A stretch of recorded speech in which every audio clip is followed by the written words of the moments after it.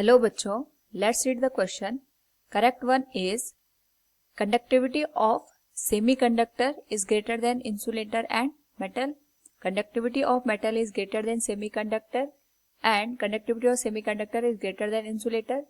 Third one is conductivity of semiconductor is greater than conductivity of metal and conductivity of metal is greater than conductivity of insulator. And last one option is conductivity of insulator is greater than conductivity of semiconductor and its conductivity is greater than metal.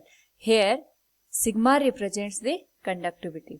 First of all, we will discuss here the key concept, which is the conductivity of different type of materials. तो जितने भी हमारे पास यहाँ पे materials होते हैं उनमें जो कंडक्टिविटी होती है वो किस तरीके से वेरी करती है, वी विल डिस्कस देम.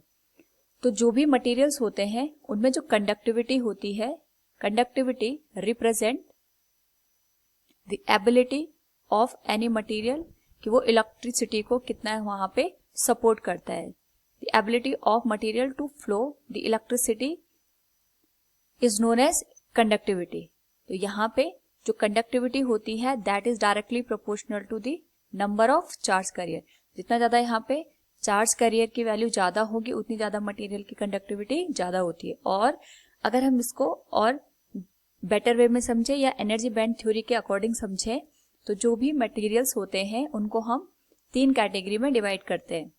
एक कंडक्टर, दूसरा इंसुलेटर और थर्ड वन इज सेमीकंडक्टर.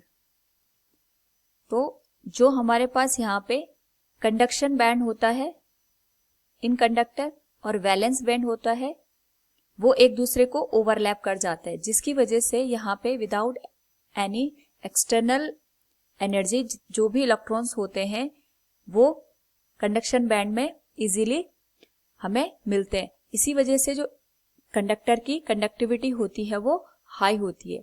यहाँ पे कोई भी एक्सटर्नल सोर्स की हमें रिक्वायरमेंट नहीं होती है. बिना किसी एक्सटर्नल सोर्स के ही जो इलेक्ट्रॉन्स होते हैं वो कंडक्शन बैंड में हमें मिलते हैं. यहाँ पे जो कंडक्शन बैंड और वैलेंस बैंड होते हैं दोनों एक दूसरे को ओवरलैप कर जाते हैं. सेकेंड, अगर हम बात करें इंसुलेटर की तो इंसुलेटर में जो कंडक्शन बैंड और वैलेंस बैंड होता है इनके भी जो एनर्जी बैंड गैप होता है वो बहुत ज्यादा होता है. तो जिसकी वजह से यहाँ से वैलेंस बैंड से कंडक्शन बैंड में इलेक्ट्रॉन को भेजने के लिए बहुत ज्यादा एनर्जी की रिक्वायरमेंट होती है.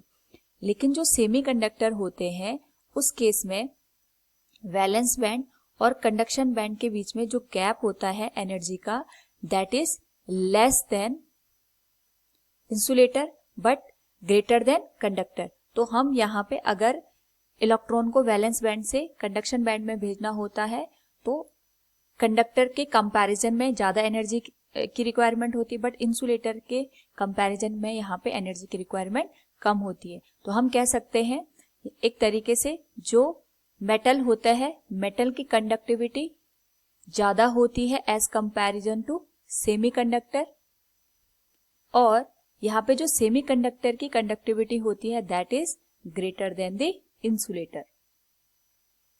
So from the given option we can say option B will be the correct answer. Hope all you understood it. Thank you and best of luck.